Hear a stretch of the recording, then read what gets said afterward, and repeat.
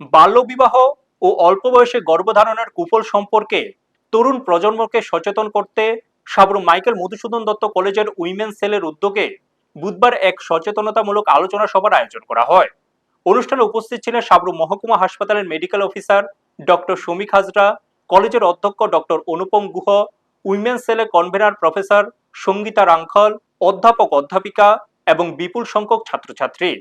প্রধান বক্তা ডক্টর শমিক হাজরা বলেন, বাল্যবিবাহ ও অল্প বয়সে গর্ভধারণ একে অপরের সঙ্গে ওতপ্রোতভাবে জড়িত।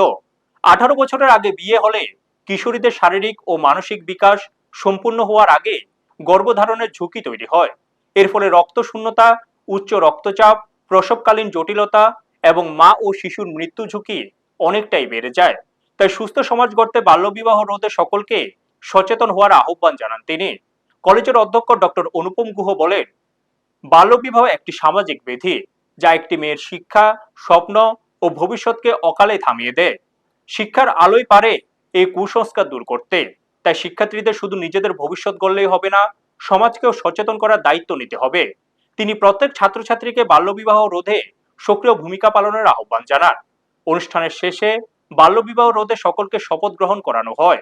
সচেতনতা বৃদ্ধির এই উদ্যোগকে উপস্থিত শিক্ষক শিক্ষার্থী এবং অতিথিরা সময় উপযোগী ও অত্যন্ত তাৎপর্যপূর্ণ বলে অভিহিত করেন। ব্যুরো রিপোর্ট, নিউজ তৎকাল 24।